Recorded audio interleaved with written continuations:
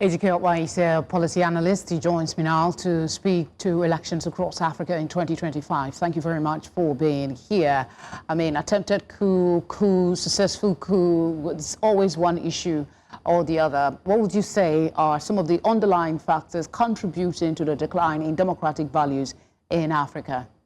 Well, it doesn't matter the type of government you have. If the people don't trust their leaders, then it's going to have a level of agitation that is leading to this unrest, the coups. So what needs to happen? The African leaders need to be responsive, not to the foreign interest, for the people that they are holding themselves out as their head of state or their president or prime minister. And oftentimes what happens is there's a lot of foreign interests that come into Africa and run Africans from their main living room to the boys' quarters. And then the people are watching this stuff. And so the confidence, there's not a confidence thing, there's not a trust factor. So they have to earn the people's trust in order for them to do the job they're supposed to do. They're supposed to serve the people and not the people to serve them. And you could say it, some of these presidents, want to go around as if they have to be worshipped, they have to be served. No, you are there to serve the people. Address their needs, and even if you can address their needs, then you speak to them in a manner to know this is a challenge, but I'm in it with you as long as it takes and whatever it takes. We're joined in the studio now by Victor Okai. He is going to join this conversation and speak to elections across Africa. Thank you very much for being here. I'll jump off my question to Ejike and just ask you about the elections itself, the continuing dispute that we've seen across the continent, the failure, the rate of failure in the 2025. I mean, it just doesn't make any sense. What are your thoughts? So what you see is good deal, okay. It was civilian.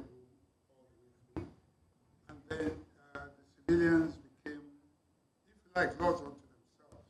And so a lot of misrule started, and so that gave room. Okay, I'm sorry, sir. I'm told there's an issue with your mic, so we'll get a technical person to look at it quickly. But I'll come back to you, Ejike, and just ask your assessment of the impact of these disputed elections on stability and development in Africa. Are we going to be able to get past these issues? Well, again, it's going to be, everything is about trust.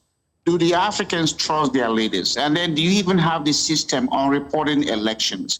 Oftentimes you hear about these elections, but they have made up their mind who they call, who's going to become the winner. That's I call them. It's not election, it's more about the selection. So you look at if an election is happening in one part of the country, oftentimes they said they don't have the ballot box or the counting is not going on, and then they declare a winner.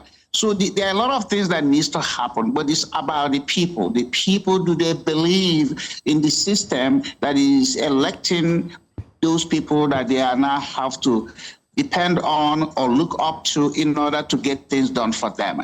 Every election is, every politics is local, and that local thing is about how do you select or elect those who are going to stand on your behalf to get certain things done.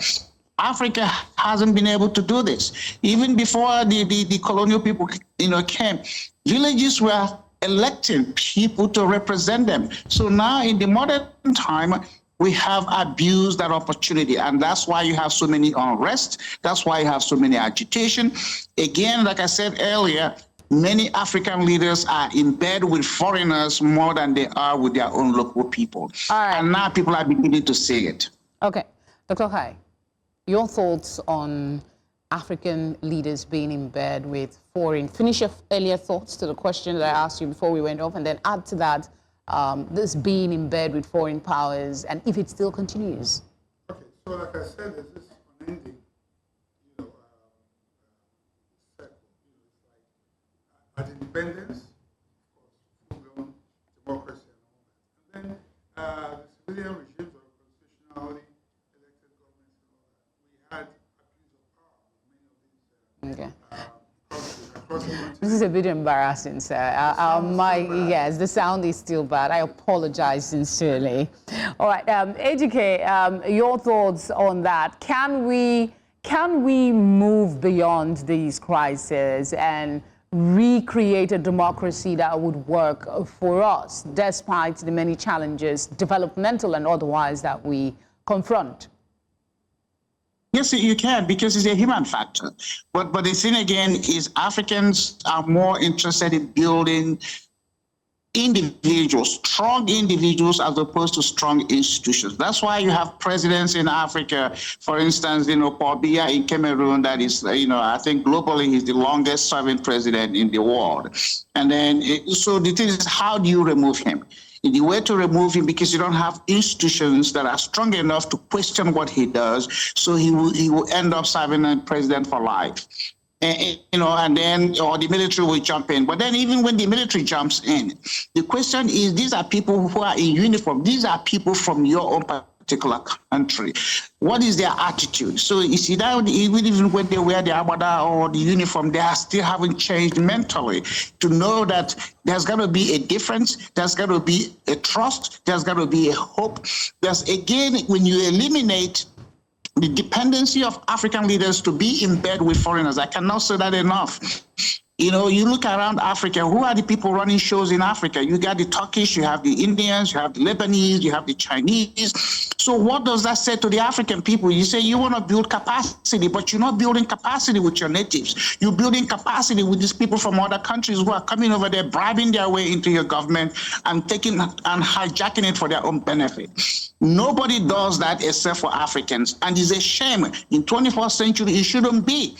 Again, somebody shouldn't come to your home if you have respect for your home and kick you to the boys' quarters. How many Africans have gone to Lebanon and gotten a contract, or India, or China? But as soon as these people come into Africa, they are able to take over and run things because they are in bed with the political All right, Ejike, I'll come back to you, Dr. Kai. Let's hope that the mic is better now. Please continue your thoughts. Oh, that is very thoughtful. So, Director, can you confirm it's still not good?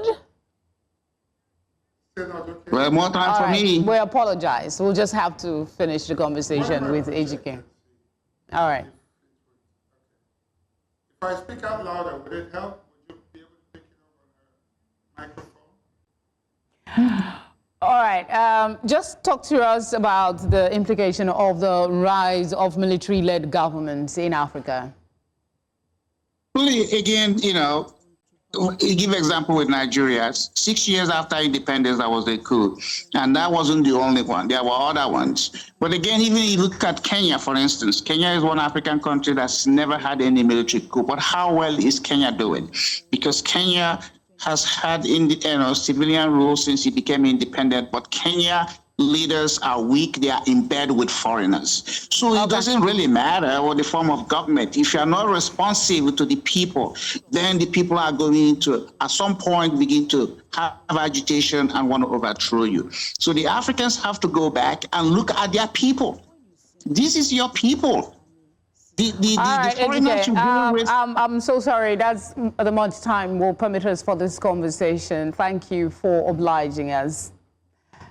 Well, and Dr. Obai in the studio, thank you very much. We apologize again. Thank you.